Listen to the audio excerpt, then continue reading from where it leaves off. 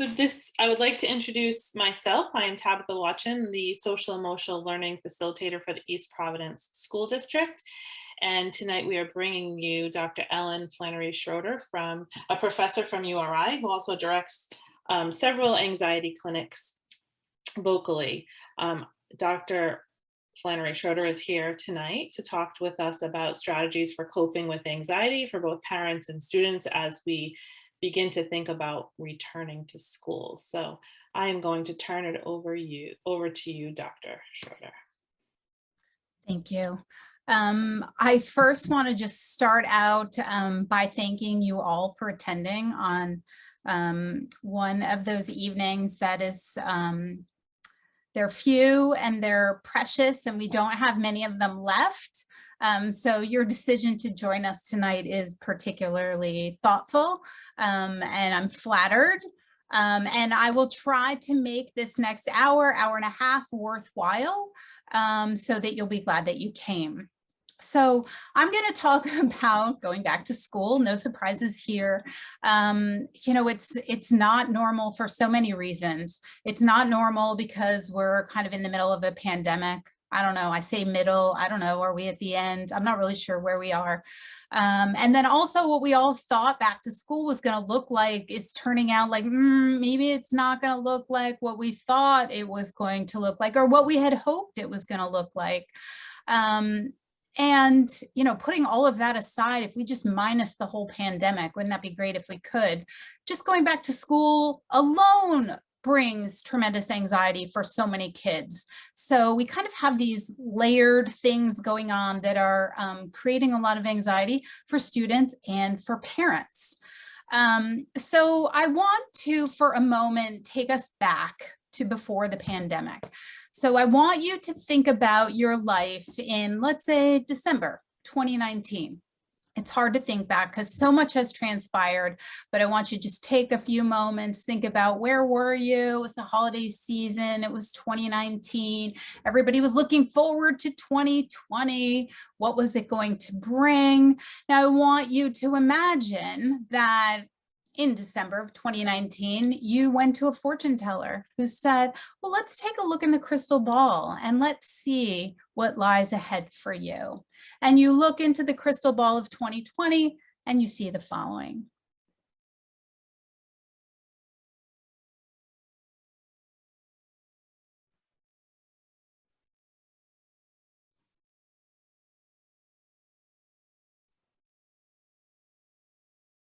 Empty stadiums with sports teams playing. The world is temporarily closed. Empty supermarkets. People who have a tremendous desire to connect but can't, really can't, but find creative ways to be able to do it. Kids who ordinarily are flocking together are actively being held apart by teachers and teachers' aides. Why, you wonder? What on earth is going on? People are sitting in circles. What's happening? Kids are in squares. People are in boxes. People are probing your nose, up towards your brain. There's chaos ensuing. There's civil unrest in the streets. More civil unrest. Wildfires. An attack on the Capitol. If someone were to show you those images or told you the story of what you would be encountering across 2020 and into 2021, you'd be terrified.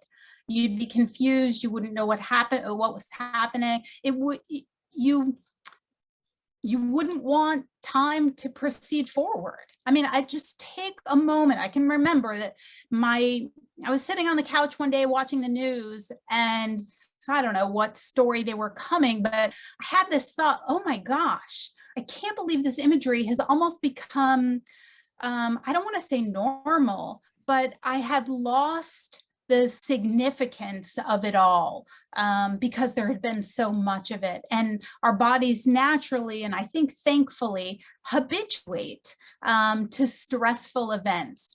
But I want to stop and remind you, and we're going to get to a happier place, so I don't mean this to be a downer or to be morbid, but I really do want you all to appreciate what year and a half you have been through and what year and a half your kids have been through. And if you ever knew it was coming, you would say to yourself, I can't handle that. I'm not doing it. I can't handle it. But you did. Fast forward, here we are, August 2021. We almost even made it through August, and you're still standing. You made it through. You would have underestimated your ability to cope. There's no doubt. You would have been like, I'm not equipped, can't do it, I won't survive it. But yet here you are. You've coped with it, and you're still standing. So again, not to really harp on this too much, and we're going to move away and get to sort of more practical strategies and hopefully more hopeful ideas and thoughts. But I really do just want to highlight some of the impacts that COVID has had on our students and on our family, on our families, on our schools. And so some of these don't even need too much highlighting. I'm just going to quickly sort of read through them. Worries about health and safety have never been more significant. People worry about their very lives, their ability to survive the pandemic. Social isolation, particularly for students who are in a developmental phase where they need to connect with their peers. That's what they do. That's what they're supposed to be doing. And all of a sudden there are these conditions which require that they can't do that. Developmentally normative and strategic event can't happen. Kids have to stay home. Or some kids are staying home because they're remote learning. Other kids are going to school because they're hybrid or for whatever reason. They're in school, other kids are remote, full-time. Friendships are shifting, right? You can't, so now, maybe depending on where you lived. So in the middle of the pandemic, when everybody's socially isolating, maybe some kids saw their neighborhood friends and friendships have shifted because of that. Or the kids that went into school together versus those kids who are virtually learning from home have developed new friendships. So now not only are you not seeing your friends, but your base of friends may have changed. That lack of physical closeness, we know how incredibly important that is. Just, you always see on TV that sometimes they highlight teachers who have a special handshake or a choice of 3 different handshakes for the kids coming into the classroom. Like, do you want a hug or a high five, or do you want to dance? The reason that's so heartwarming is because that little bit of physical closeness to start your classroom is really, really significant. It is a mood shifter for people. It changes the way that we feel, and it establishes really important interpersonal connections. Everybody's moving less because we're staying home. We don't even have to walk to the car these days.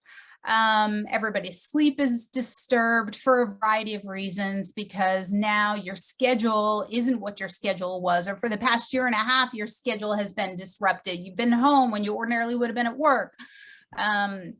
You've been able to stay up because you could sleep in. Or you just stayed up worrying because times are really sort of uncertain and a little bit scary. So kids have had tremendous difficulty with attention and focus for lots of reasons that I'm not going to go through. I don't have to talk with you parents about learning loss. I will say though that there's some research that does suggest, yes, this cohort of kids is behind in learning their fundamentals.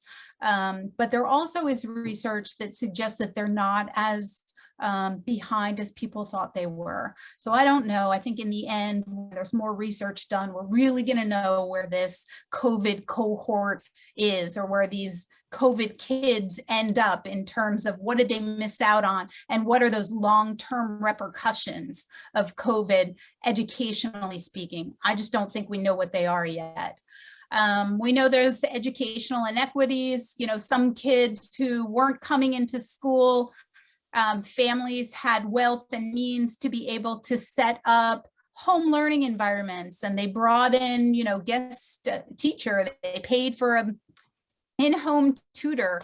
And then there are other kids who, can't even access the Wi-Fi because they don't have Wi-Fi in their home, making, education inequities huge. Parent and student burnout. I had originally prepared this talk, and I was talking about parent burnout, because so many parents were at home trying to help their kids. Just trying to do their own job and help their child and be everyone to be multiple roles to their kids. And I was showing it to my daughter and her friend said, parent burnout, what about student burnout? So I added that in. We're all burned out. We're all doing the best that we can. Food insecurity, I don't have to go into too much depth on that. There's been family financial strain with parents out of work, parents losing jobs, losing homes, losing income, losing family members to COVID, disrupted routines. The things that we used to do are changed now. And one of the things that certainly produces tremendous anxiety is uncertainty. When we don't know what's going to happen. Even if we know what's going to happen and we know it's going to be bad, not knowing what's going to happen is often more unsettling and anxiety provoking than knowing for certain that something bad is going to come to pass. So I've listed here a few. These are actual quotes from actual students. They're getting a little aged now because they are quotes that were taken from earlier last school year. But I left them in this talk because they're really meaningful, and I think they give us a good eye into what kids are feeling. So my brain feels broken. And we know now, I just heard some research recently that kids are getting, there's a higher incidence of visual strain on children's eyes from all of the screen usage. So their eyes may be broken as well as their brain feeling broken. I was getting really lonely, very lonely. I wake up, go on my school, because of course it was virtual, going outside, work out, go back to sleep, and repeat. School's about learning, but you want to see your friends and have social interactions. But now we're like 6 feet apart in the hallways. We have masks on. So when I talk, nobody can really hear me. That one really gets me. I don't know if I know how to make friends anymore because I've been so socially isolated. And now I'm going to be re-emerging into the social scene, but I don't know if I know how to do it. And honestly, you are kids and you will be rusty. Your social skills will be rusty. And we'll talk a little bit more about that later. As a freshman, you should have a pretty good relationship with your teachers, but I didn't even know my teacher. I haven't even seen them except for their online faces. So take a moment to think about that disjoint. One of the greatest pleasures of watching my kids go through their schooling has been seeing the relationships that they've developed with their teachers, and watching the growth that they get from that mentorship. And, to imagine that connection, that source of mentorship is not what it was. It's not absent, or it hasn't been absent, but it's not what it was. So all that stuff adds up. You're carrying it, I'm carrying it, your children are carrying it. Let's not forget that. So I want to just take a moment to be sure that we're all talking about the same thing when we start talking about anxiety. So what is it? We'll do a little definition. So anxiety is a person's response to the perception of threat. So we're, existing, I'm out for a walk, let's say, and I'm walking through, a path and I hear something rustle in the bushes.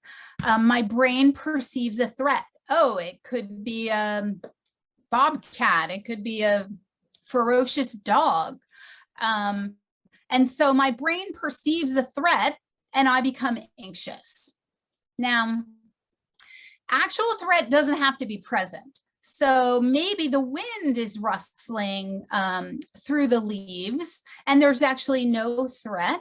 And maybe I even identify that it's, oh, maybe it's the wind. I don't see anything in the leaves or in the brush, but I might still feel scared. So anxiety doesn't have to have a real threat. It's really produced by the perception of threat. And it might be helpful too, just to take a moment to distinguish between fear and anxiety. So if there is a real true threat in the environment, you're walking through the woods and you happen upon a bear. Bears are scary. It's a real threat. Bears can attack you.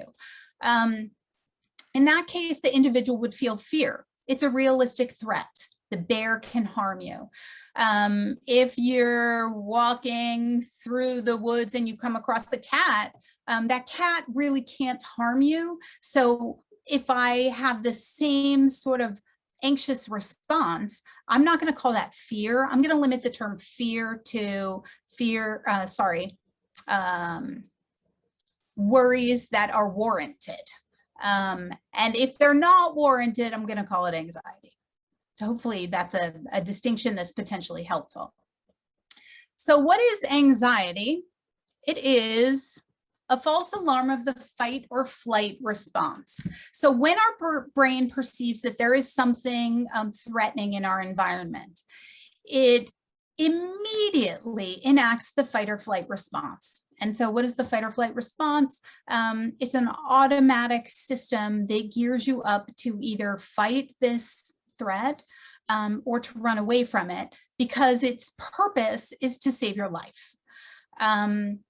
So if you see a bear in the woods, a wide variety of things are going to happen to your body that are going to help you to run away or fight that bear really well. So your pupils will dilate so you can get more light in so you can see really well. Because if you're going to run away from a bear, it really helps to be able to see well. Your heart is going to pump faster and harder. And so that is going to deliver more oxygen to your muscles, making your muscles be at peak performance so that you can run faster, because that's going to help you. Adrenaline increases, digestion slows, because you don't want to be digesting food when you need that energy to be running away from the bear. So all of these things don't require, you don't have to make them happen. They just happen automatically.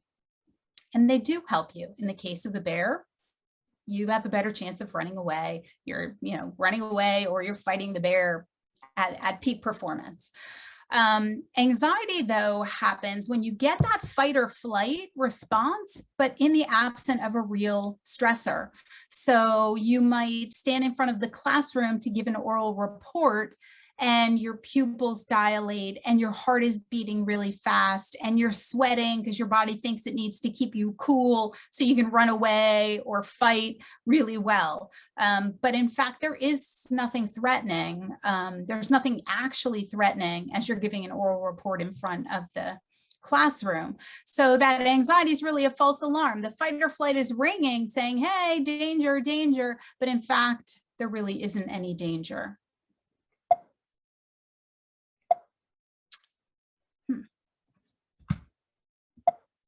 Some reason I can't, let's see. Okay, there we go. Sorry about that. I had some problems forwarding my slide.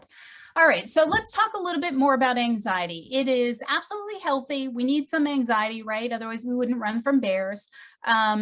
And it's normal. I love to talk about anxiety because everybody can relate to it, because everyone experiences it to some degree. Some people have a hair trigger, so that alarm, that false alarm goes off really easily.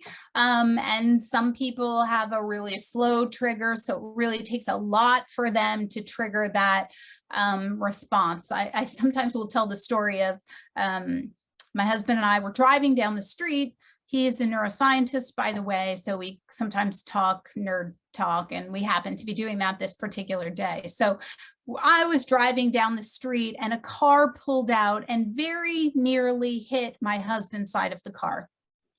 And I had a full sympathetic nervous system response, a full fight or flight response. So, I'm driving, the car almost hits us. I go, ah! you know that feeling. And I look over to my husband, who would have been the one impacted. The car did not hit us, thankfully. And I said to my husband, I just had a full sympathetic nervous system response, fight or flight. And he said, "You did?" And I said, "Yes." "You didn't?" And he said, "No, it takes a lot more than that, to get my fight or flight system to go off."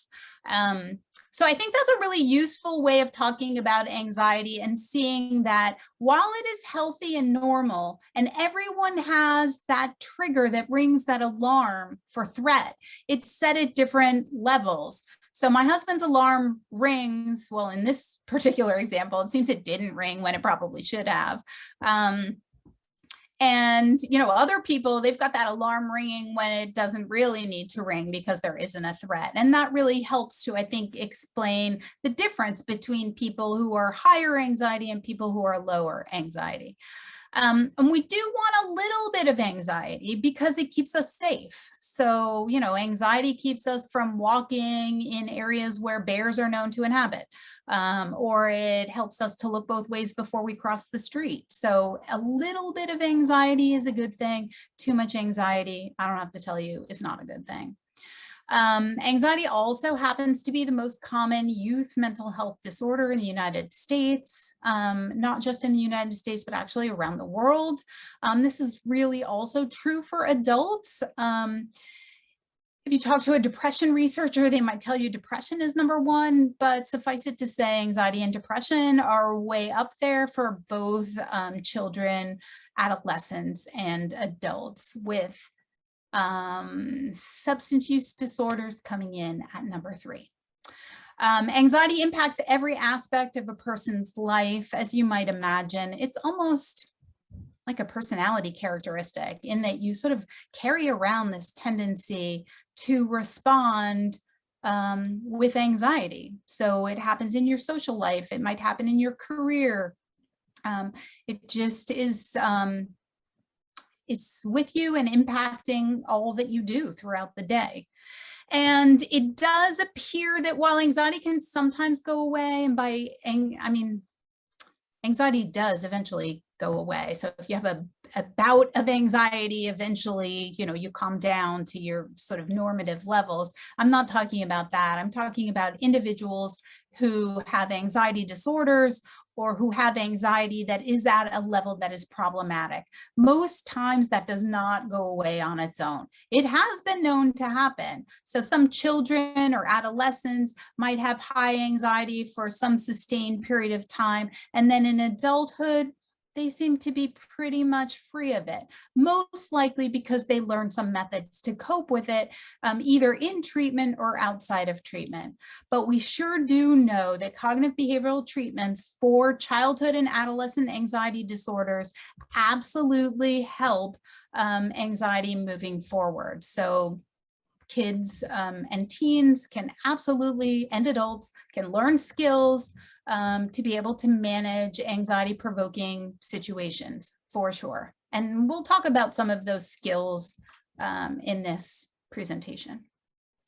All right, but I want to talk about how do we know when anxiety is problematic? Like, what are the anxiety disorders? There are a whole bunch of them, and I'm not going to cover all of them, but I am going to cover the top 3. So we call them the big 3 because they're the 3 that are most frequently occurring, at least in children and adolescents. So I'm going to cover each of these in turn.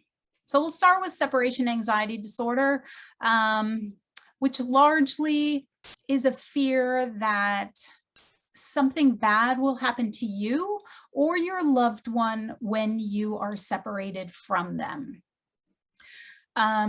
I once worked with a family and I was meeting them for the very first time. Their child was 11. He was a boy. And the parents were describing how he was afraid to leave home at night. So he wouldn't go to a friend's house at night, for example, but he might go to a friend's house during the day.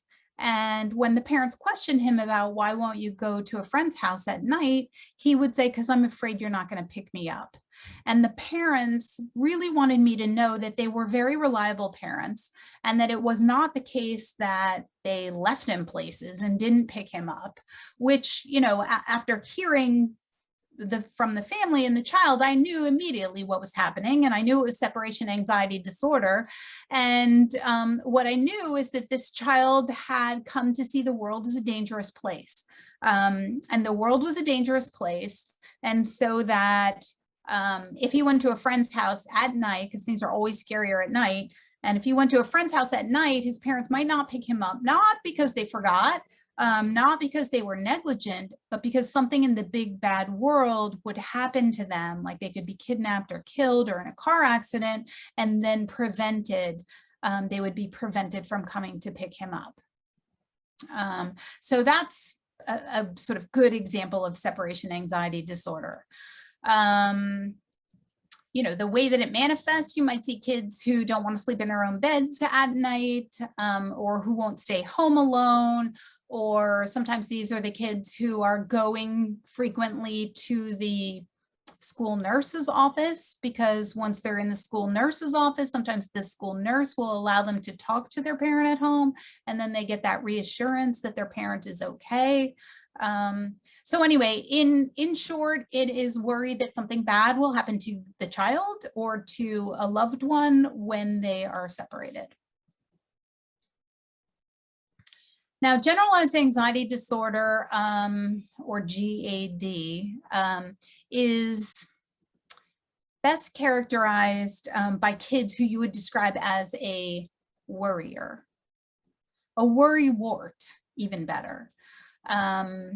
So they are individuals who worry pretty much across the board. They can always find something to be worried about in any situation, and they very frequently are worried. So they're worrying about a wide variety of things, not just one thing. If you're just worried about one thing, that will not qualify for generalized anxiety. It has to be a multitude of things that you worry about. You have difficulty stopping the worry more days than not, and you worry pretty consistently for at least 6 months or more. So this is not intended to capture somebody who's worried about the health of a significant other. That certainly would not be generalized anxiety disorder. But if you're worried about your pet's health, your parents' marriage, your performance in school, whether your friends like you or not, and add a few more things to that, and you worry about it all the time, and that worry gives you stomach aches and muscle tension, might interrupt your sleep. Now we're really kind of talking in the range of what generalized anxiety disorder looks like. And then we have social anxiety. Social anxiety basically is a fear that you will do something that is stupid or dumb and others will negatively evaluate you. So you might be afraid to raise your hand in class because you might stutter or you might get the answer wrong, and other people will either laugh out loud, or maybe they won't laugh out loud at all, but they might change the way you perceive, or you believe they might change the way that they think about you. And they might think in their head, oh, that was dumb. How did you get that wrong?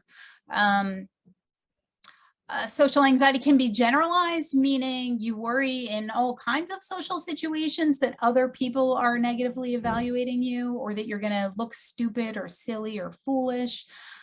Or it can be specific. So it can be a specific social anxiety that might pertain to ordering food in a restaurant. So it's highly specific. You're afraid to order food in a restaurant because you might pronounce the word on the menu wrong. Or maybe you're afraid to eat in public because you might spit food or have, the spinach between your teeth.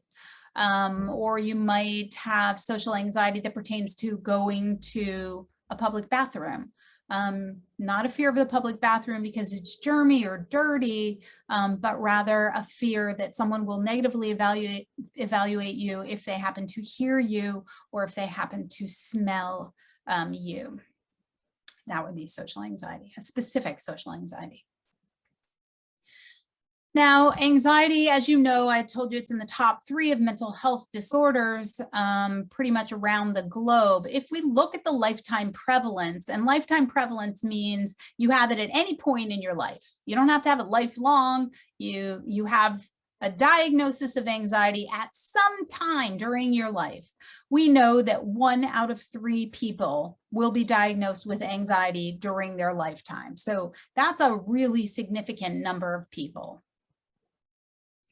Now, just pretty recently, a few months ago, some of the research on the impact of the pandemic is beginning to come out. And it will come as no surprise to you to find that people are indeed more anxious since the pandemic, let's say. So 41% of adults are more anxious than they were last year. 49% of young adults are more anxious than they were last year. And by last year, it's before the pandemic. 43% of adults say that the pandemic had a serious impact on mental health. 59% of young adults said it had a serious impact. Parents are concerned about their children's well-being. No surprises there, with 29, almost 30% saying kids experienced minor problems and almost 20% experienced major problems. And then almost half of all kids under 18 have received some kind of professional help since the start of the pandemic. So not really any surprises here. However, I do want to point out one thing, and that is to just look at those numbers of young adults versus adults. So this pandemic, it does appear to be impacting children and adolescents and young adults a little bit differently than it does adults. And it stands to reason because of those developmental factors that I mentioned earlier. You know, it could certainly be argued that children and adolescents and young adults have been more significantly impacted in terms of their daily routines by this pandemic. Their social lives have been disrupted at a time when their social lives are incredibly important and formative. And their academic lives have been sort of turned upside down at a time when their academic lives are really important. So I just wanted to point that out because we can see that differential impact in this particular research study. So is there a pandemic of anxiety? It's the double pandemic, I think. Of course, I'm biased because I study and treat anxiety. But I think the research is bearing it out, and the fact that mental health centers are currently so incredibly overburdened with individuals who are seeking treatment, I think that it's fair to say, yes, there's a pandemic of anxiety.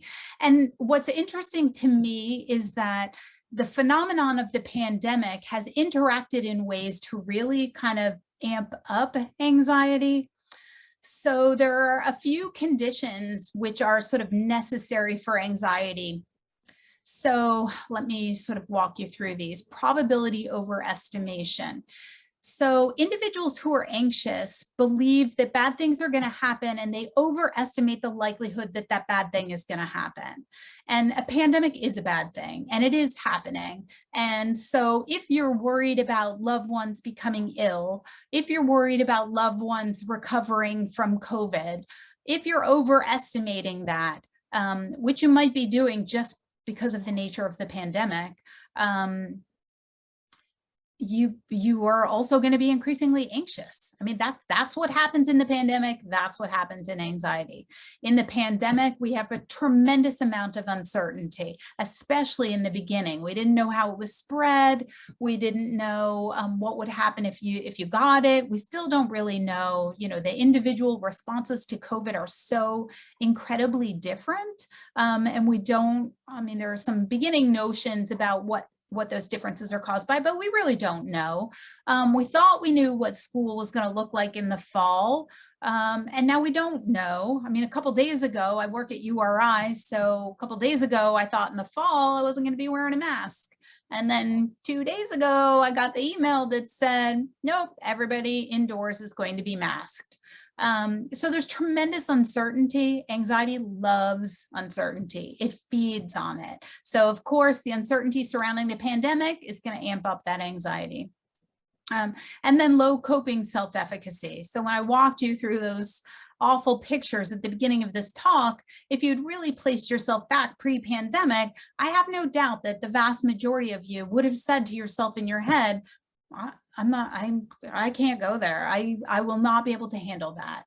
That's low coping self-efficacy. I can't handle that.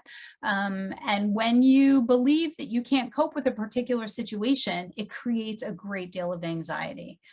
And then also, during this pandemic, I mean, particularly on the news, we get, like, I'll give you an example. It's hard to sort of estimate what's going on by news reports. So as an example, a current example, these breakthrough cases, so individuals who've been vaccinated who now are developing COVID. Seems like every day there are more breakthrough cases. So I can't get a handle on what is the actual rate of breakthrough cases, because it seems like it's a lot, but yet the vaccine is, I don't know, 95%, I mean, it depends which one you got, but 95% effective, which means that the rate of breakthrough cases should be 5%. But it seems like it's higher than 5%, and I can't really figure it out. So am I selectively attending to those, oh, there's another breakthrough case. There's another breakthrough case. I'm vaccinated. Maybe I need to worry about myself being a breakthrough case. So it's natural for that to happen. And that's what happens when individuals are anxious. So they monitor their situation, they monitor their environment for signs of pending threat. They're hyper vigilant, looking for signs of danger in the environment. And I feel like the pandemic, and not to really blame the news, because we're all kind of relying on the news, but and I really think everyone's doing their best during the pandemic. So I don't like to blame anybody about anything anyone is doing during the pandemic, because we are all doing our best. But I think that it lends itself towards selectively attending to some, horrifying stuff, and increasing our anxiety as a result. I spent a little more time on that than I intended to, but we'll move on. So I want to acknowledge that the COVID crisis isn't just about anxiety. So I'm highlighting it because that's what I study, that's what I know, that's what I love. But I really want to acknowledge that during COVID and other community crises, it's not just anxiety that's increasing. We've got depression that's increasing, disruptive behavior problems, sleep disorders, substance use disorders, suicidal symptoms, and more and more. So I just want to make that acknowledgement. This talk is about anxiety, but we could have equal and parallel talks about a wide variety of other mental health impacts. So what can we do? Finally, here we go. All right, so I like to take a sort of global view if we're concerned about individual well-being. In this case, we'll put our focus on students, but really any of these things that I'm going to talk about could be extended for anyone. But we're going to keep a focus on the students for now. And I really like to say that everyone's responsible. Parents are responsible, schools are responsible, children and adolescents themselves are responsible, and everyone has a responsibility to everyone else to basically take care of each other. But what I'm going to talk about specifically is well-being as it pertains to your children, your student child. So what can parents do? Number one, ask about your child's mental health. Talk about it all the time. A lot of parents think if I ask about it, I might increase feelings. If I ask about my child's depression, I might make them more depressed. If I ask about suicidal thoughts, I might insert those thoughts into their heads when they weren't already there. Not true. In fact, it's the opposite that happens. So talk about how your kids are doing. I try to do this with my own kids. God bless them. They have a psychologist mom. But, I'll say to them, hey, how's your mental health? how are you doing? How are you coping? Like, this is a lot that we're handling. How are you doing? And I playfully call it the checkup from the neck up. We all need a checkup from the neck up. And, sometimes I give this advice, like, talk about mental health, ask your kids how they're doing. And parents are like, ooh, that will not go over well with my child. And that might be the case if you haven't been doing it all along. It's not like you can playfully say, hey, check up from the neck up, like, tell me what's going on. You might have to start small, but you've got to start talking about and prioritizing conversations and communications about mental health. There's been such great movement towards normalizing treatment and recognizing, there's so many famous individuals who are coming out, acknowledging their own mental health struggles. Most recently, of course, I'm going to blank on the gymnast's name. Oh my gosh, isn't that terrible? During the Olympics, actually, there's so many athletes, actresses and actors who are, coming out, acknowledging their own mental health struggles. And that is good. So continue that conversation into your own homes and keep it up, even post-pandemic, keep it up.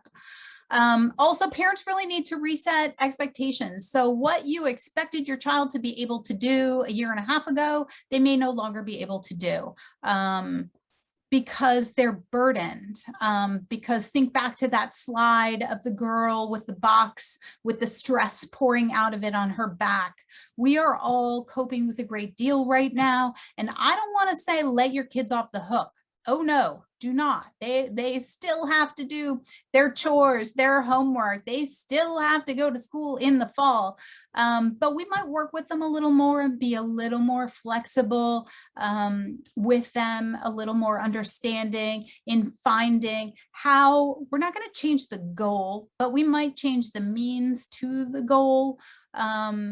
And we might just give them a little bit of a break and be a little more flexible in our parenting. Manage your own anxiety. 80% of anxious children have anxious parents. So if your child's anxious, odds are you're anxious too. And manage your own anxiety, because it's very easy for you to become anxious and to transfer that belief onto your child. So it's usually the case when I see a child who's saying, hypervigilant to threat in the environment. There are dangerous things everywhere and I have to be really careful. So I can't walk to the bus stop alone because I might be abducted. It's oftentimes, there's a parent who has a similar philosophy that the world is a dangerous place and we have to be very careful within it. And the world can be a dangerous place, but by and large, people are good and people want to help each other. And that's a whole different sort of frame that you can have. And if you do adopt that frame, it's a little less anxiety provoking. And then parents, do not, if you take anything away from this talk, please take away this point. Do not allow your child to avoid things that create anxiety for them. So it's a very natural tendency. If you are afraid of something, if you're anxious about going back to school, do not allow your child to stay home from school, not even for one day, not for 1 hour, not for 1 minute, particularly school refusal, because school refusal is very powerful, and the longer it continues, the harder it is to fix. Take it from a treatment provider. So there are lots of other things you can do. You want to be flexible. You want to figure out different strategies. You want your child to go back to school in person in the fall, because that's the plan for Rhode Island. And so how are you going to do that? Talk with your child. What are the things? How about if we bring a friend and you walk in with a friend? How about, I don't know, you strategize. It can look any way, shape, or form, but it is critically important that You don't say to your child, well, I'll advocate for virtual, or how about you just stay home for the first day? It's only a half day anyway. And then because your child will take that inch, and every day you're out of school, the more anxiety provoking it is to get back in. So avoidance breeds anxiety. Approach behaviors, which is the opposite of avoidance. So actually doing the thing that you're afraid of is actually what decreases anxiety. It's totally counterintuitive. So you think that you're helping your child, or I think I'm helping my child if I remove them from a situation that's creating great anxiety for them, but actually I'm doing them a disservice because I am preventing them from being able to develop coping skills. I am validating their belief that the situation is dangerous, and I'm also validating their belief that they can't handle it, that they're not a good enough coper or hardy enough to be able to handle that situation. And that's a really dangerous message that can be inadvertently transmitted to children when parents really are not intending on giving that. Very well-meaning parents who allow their child to avoid anxiety-provoking situations often do it because it seems like a good parenting strategy, a good parenting move, but it's counterintuitive and actually can be significantly more, it can disadvantage the child in the long term. And the last thing I have on this slide is COVID communications. Talk about COVID. Don't be afraid. Keep it developmentally appropriate. So if you have a 5-year-old at home, don't be afraid to talk about COVID. Kids know what's going on. They hear it. Better they hear it from you than they hear it from a friend in school.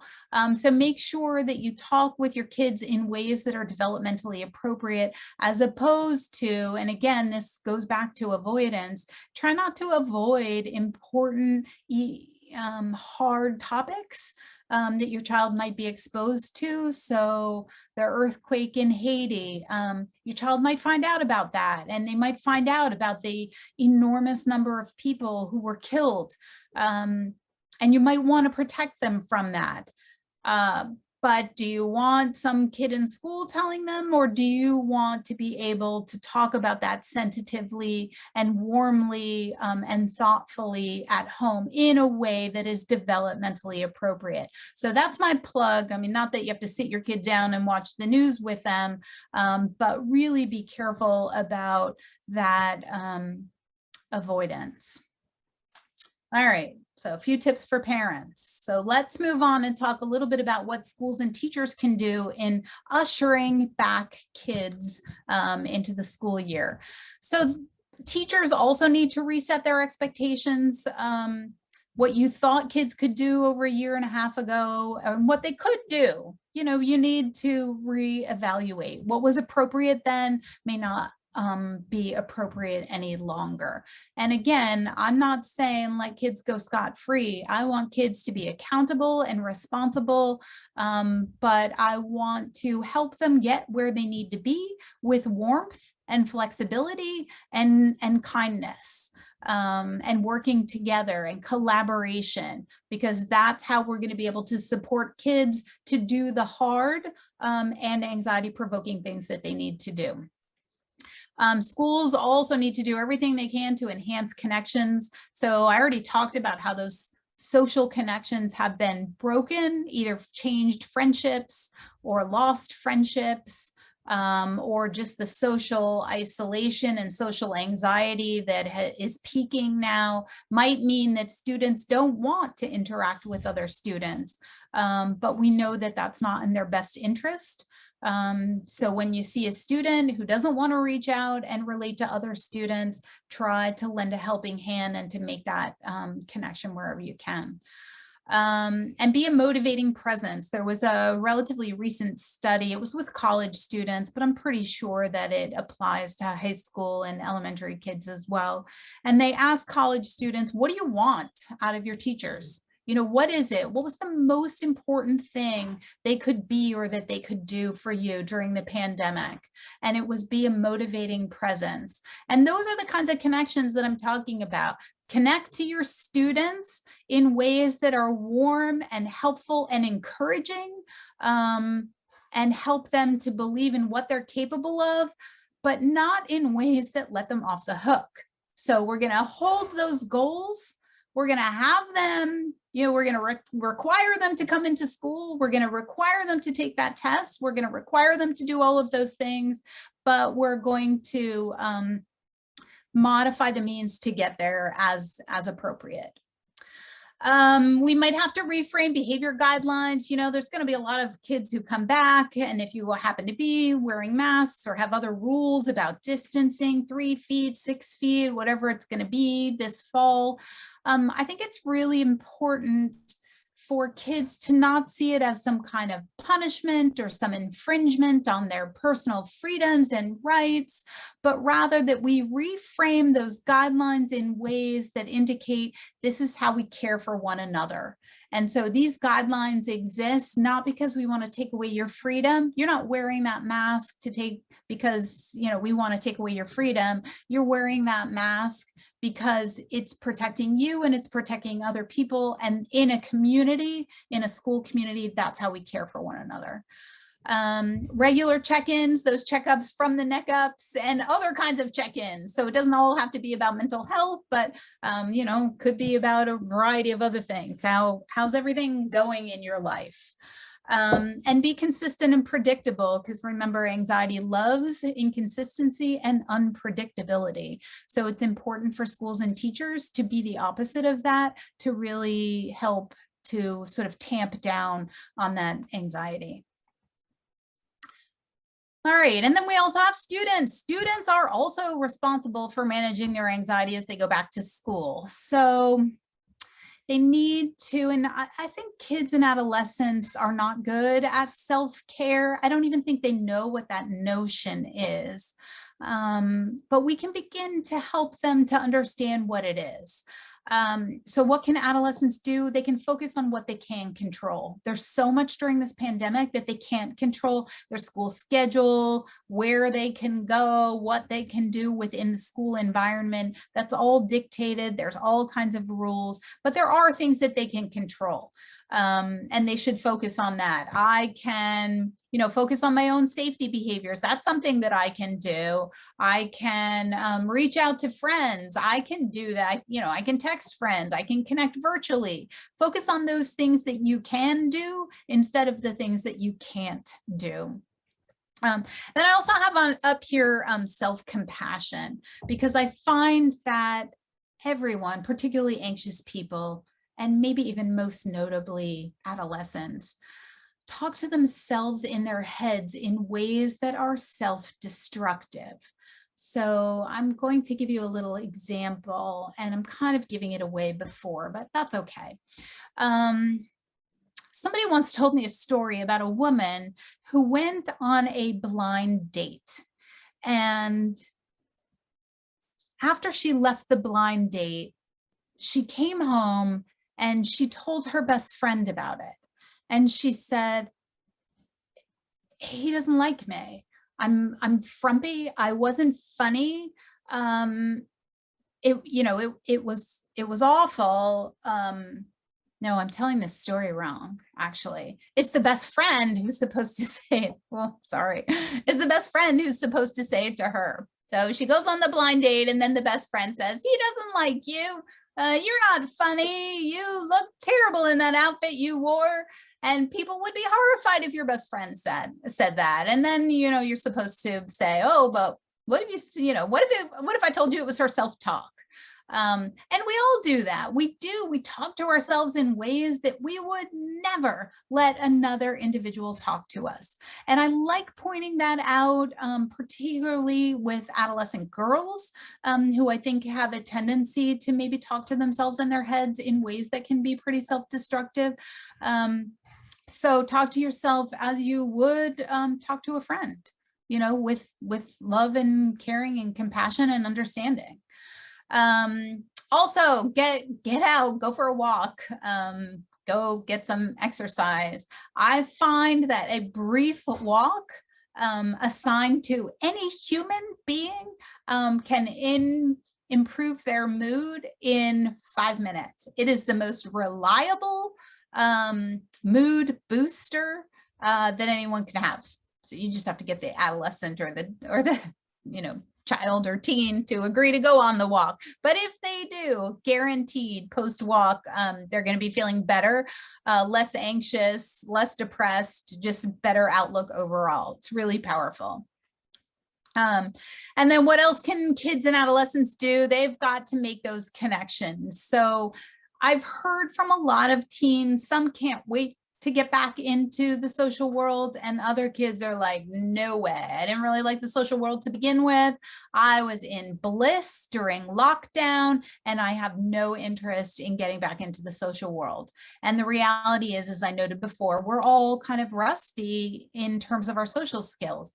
So we all have to re-enter the social world. There are very few people who can actually live a life that doesn't involve others. And I really personally believe that we're here to interact with others, that's where the greatest fulfillment comes. So we need kids to begin, they can start small, however that is, a brief, a 5-minute walk with a friend, or maybe they're going out for a cup of coffee, whatever it is, something super small, or maybe it's just sending a text, or waving, if they happen to see them on the street, can start small and then build up, but people do have to gradually re-enter into the social world, and you want to do it in a gradual fashion, small steps before medium steps before the big steps, and get creative about those connections. And then regarding technology, this really, kids were already addicted to their technology, and man, it's only worse. I see it with myself. I've never been on my phone more in my entire life than I have during this pandemic.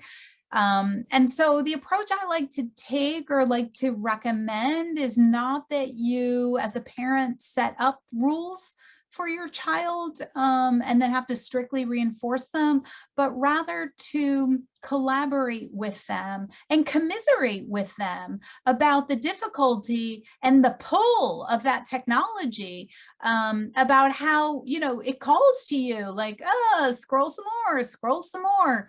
And the designers of that smartphone and those apps and that software were using behavioral principles to get you to pick up that phone and continue scrolling, and talking about that with your child and talking about how it's difficult for you and it's difficult for them, and sort of using some what's called coping modeling, which is talking about your own sort of struggles with managing it, and talking about the rules you've set for yourself and which rules didn't work and which strategies did work, is super helpful, because then kids, when they leave you, they've already begun to develop their own personal rules. So that's really what I advocate. Set your own personal rules and really encourage your kid to develop their own, and share what works and what doesn't work between the two of you, because it's hard for all of us. So really, we want to strive for responsible use. You can take away a phone, but the reality is phones are not going away. Technology is not going away. And so what do we need to do? We need to use it carefully and responsibly. And we got to learn how to do that together. And then mindset, I try to encourage kids to look at stressful life events as storms that come. Storms approach, and they also resolve and they go away. I like the analogy of storms because bad things happen sometimes, and then they end. Most bad things have an end, and then things go back to some sort of normal, a new normal sometimes. Sometimes you think a storm is coming and you're anticipating it, but it blows over and it doesn't come. Sometimes a storm comes and you weren't expecting it at all. It's really a good analogy to how stressful life events happen in real life. Sometimes they're out of the blue, sometimes they're predicted, sometimes it's this terrible storm and then it leaves and the sun, you get a rainbow and everything seems fine. Sometimes it like decimates everything and you have to rebuild all over. And sometimes you rebuild and it's kind of still crappy, or sometimes you rebuild and it's better than it was before. And life is really very much like that. And then another sort of mindset shifter that I like to encourage kids to adopt is to recognize that there is uncertainty in life. Bad things will happen, and you have to learn that you can cope with it. And you can't always know what's going to happen. So bad things happen. You won't always know when. And you have to learn to tolerate uncertainty and distress. So I feel like life has given us this message that we have to be happy all the time. And so if you're not entirely happy, you have to change. And so we've taught kids that it's not okay to feel sad. It's not okay to be angry. It's not okay to be anything but happy. But the reality is we need all of those emotions, because you can't be happy if you don't know sadness. You can't know love if you don't know hate. I mean, that's just the way emotions work. So we really need a rich tapestry of human emotions. And we can't just chase after that happiness. I mean, it's nice to have, but we have to appreciate the other ones and know that they're going to be a part of our lives. And they add to the richness of our lives. All right. And last, everyone has a responsibility as we head back to school. So a few sort of general tips for managing anxiety: be guided by facts and not feelings. It's very easy to believe that because you feel a particular way, things must be that way. So I feel scared, so I must be in an unsafe situation.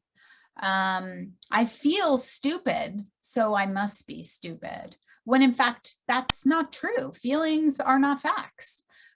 So get the facts and use those. And then use probability, not possibility thinking. So to use a COVID example, I personally am vaccinated. And so it is possible for me to get COVID, even though I'm vaccinated. It's possible. It's 100% possible, but it is not 100% probable, right? So my probability is, I don't know exactly what it is, but let's just say for this example, it's 5%. So my probability is 5%. But if I use possibility language, oh, it's 100% possible. Of course it's possible. We've seen it, we've seen a number of breakthrough cases. So anyway, keep your eye on that. We're not talking about, is it possible for this bad thing to happen? We're talking about what is the probability that it will happen. And then find the good in the bad. I think this pandemic has really hit this lesson home. I hope it's hit this lesson home for most folks. It certainly has for me. The pandemic has really been a really crappy situation. I mean, that's putting it mildly. It has been a horrific year and a half on so many levels. That I'm almost ashamed to say, well, but there was good in it. And that's where I'm going to put my focus. Because if I put my focus on all the bad that has transpired in the past year and a half, like those images that I showed you in the beginning, and that was only a small smattering of the year and a half, I can really get down. I mean, that would be very, very depressing. But if I put my focus on the good that came out of it. So I spent more time with two of my three children. One was away at college, although I did get extra time for him because he had to come home from college. And so he ended up at home unexpectedly. And I had a high school senior who should have been off to college last fall, who I got an extra year with. And I have a daughter who's in high school, and she would have been home anyway, except that she was really at home because she was doing hybrid schooling for some of the year and home for another, home doing virtual schooling for another part of the year.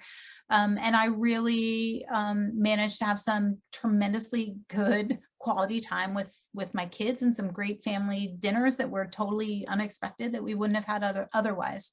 And I just changed, not to make this about me, but my priorities are different. I recognize what's important: good health, connections, being with people. That has really become incredibly more salient to me than it was before. Anyway, and hopefully you are able to find the good in the bad as well, because that is the key to the good life. So this is the second most important thing. If you want to live the good life, find the good in any bad situation and you'll live the good life.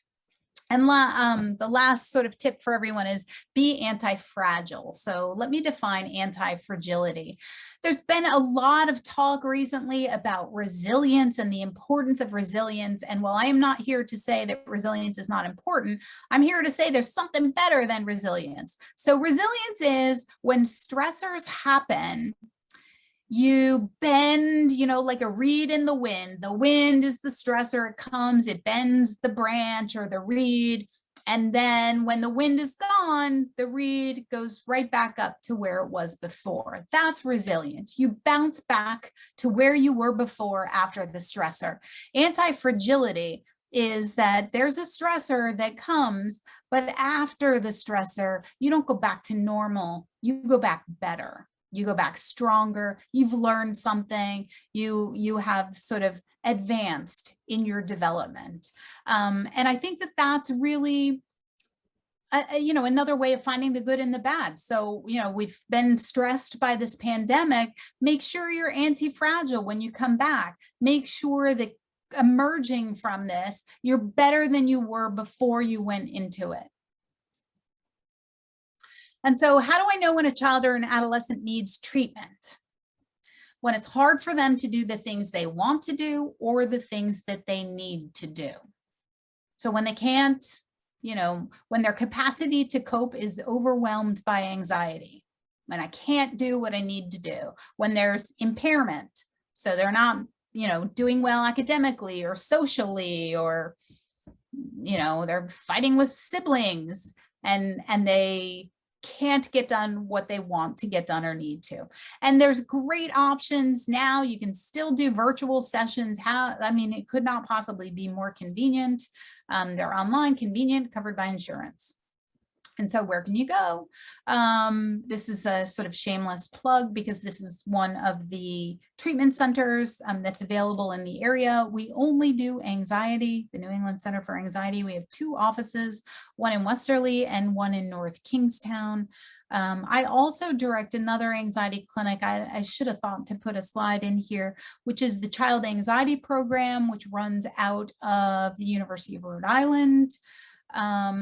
And I also just want to make you aware of a great parenting resource that also I have something to do with. highperformanceparenting.com. There's some good information there because parenting is hard. Don't go it alone. I think that says it all. And before I wrap up, I sort of want to put out a request for help. Hopefully it will be mutually beneficial. So a colleague and I, Chelsea Tucker is my colleague friend, and she and I wrote a book together to help families who want to get a child to sleep independently. So maybe the child sleeping in the parent's bed, or maybe the parents are sleeping in the child's bed, and all the parent wants is a good night's sleep, and they want the child to be able to just go, into their bedroom, parent tucks them in, the child goes to sleep.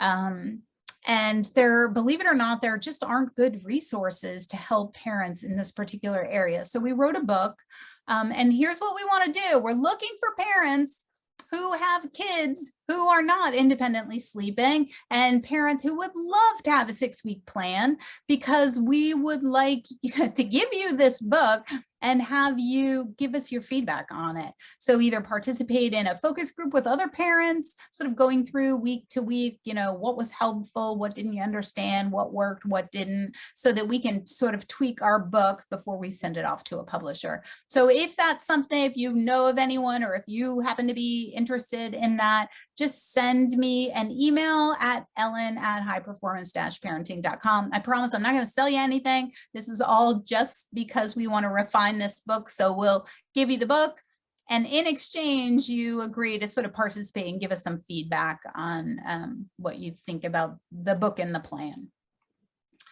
And final thoughts. You're still standing. We've got to end on a real positive note here. You are becoming anti-fragile. So as a result of coming out of the pandemic or going back to school, handling the stressors of going back to school, you're learning how to manage things that are difficult.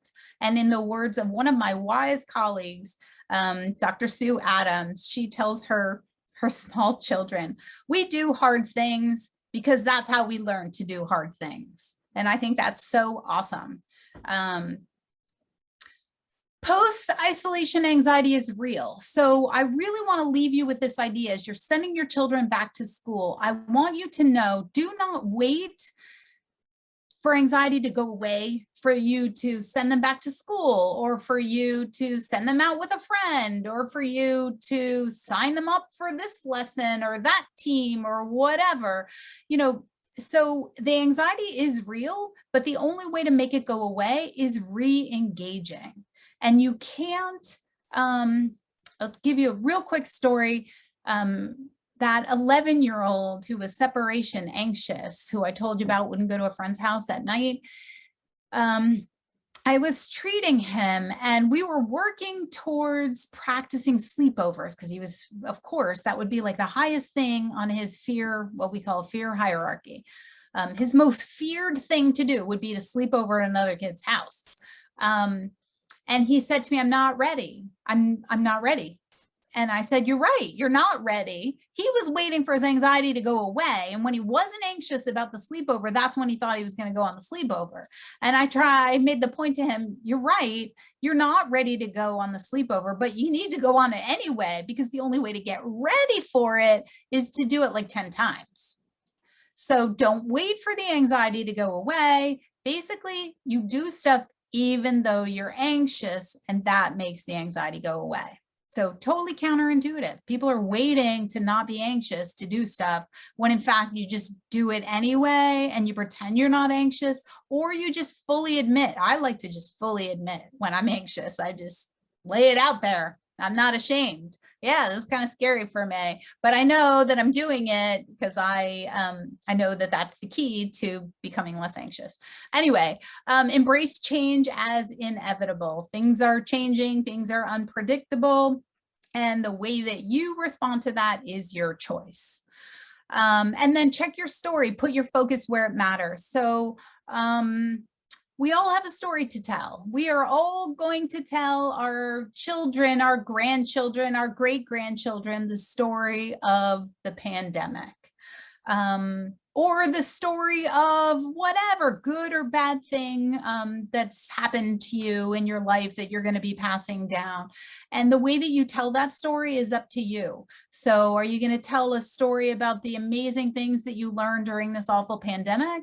Or are you going to tell the story about the awful things that happened during the awful pandemic?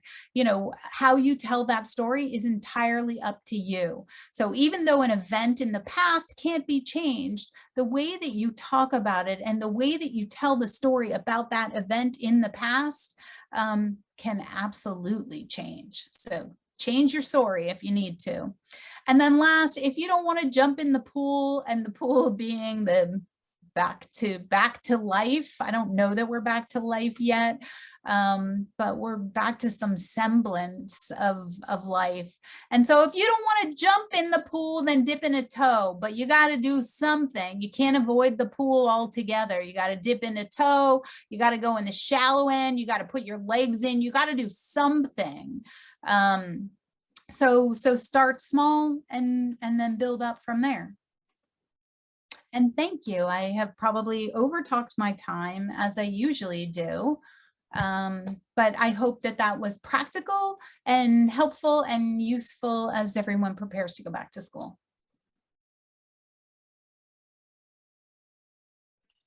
Well, we do have one question from someone who asked, how can I get the book about co-sleeping? So you can send me an email at either the email that's on the screen right now, that'll work too, or the one that I had up earlier, which is ellen@highperformance-parenting.com. Either way, but I can only give you the book because the book is not yet published. You only get the book in exchange for giving us some feedback on it, helping us out, telling us your honest truths. I mean, you're certainly welcome to use it. We wrote it thinking that it will be helpful to people. But we want to test it out on parents and see what we get right, what we get wrong, what tweaks might be helpful. All right, great. This person says that they are definitely interested in that and that they will email you. So awesome. I would greatly appreciate that. And for those who might want the book, but don't want to participate and sort of help out, just hang on. And we're hoping to sort of make it available on Amazon at some point in the near future. So you might just have to sit back and wait a little bit though for that one. And we just have a comment from Patricia who says this was very helpful. Thank you. Awesome. Well, great. I really strive to make it practical and helpful. And sometimes it's hard because everybody is so different and you're trying to give general strategies, but make them relevant to everyone. So I do hope that there was something useful here. I took a ton of notes personally, so I think that's a sign that there's so much I want to remember and refer back to. So thank you so much. You're welcome. Your presentation. I think we have one more comment. This was fantastic. Thank you so much for doing this. Wonderful. Great. I'm thrilled that it was helpful. Thank you to everyone who attended. For future reference, this session is being recorded and will be posted, I think, on our district website if you feel as though you want to go back and give it a second listen, or if there was something you missed that you want to revisit. Thank you, Ellen, for joining us tonight and for all of this valuable information and feedback. We really appreciate you and your wealth of knowledge. And to those who are here with us tonight, please keep your eyes peeled for future sessions with Dr. Flannery Schroeder, who will be joining us throughout the school year. There will be an additional 4 sessions for parents and families with Dr. Schroeder throughout the year. So we'll be posting those dates soon. So keep your eyes peeled. If you found this session interesting, I think you will also appreciate future sessions. All right, well, you go enjoy your evening. And thank you to everyone who tuned in tonight. We appreciate you attending. Have a good night, everyone. Thanks. Have a good night.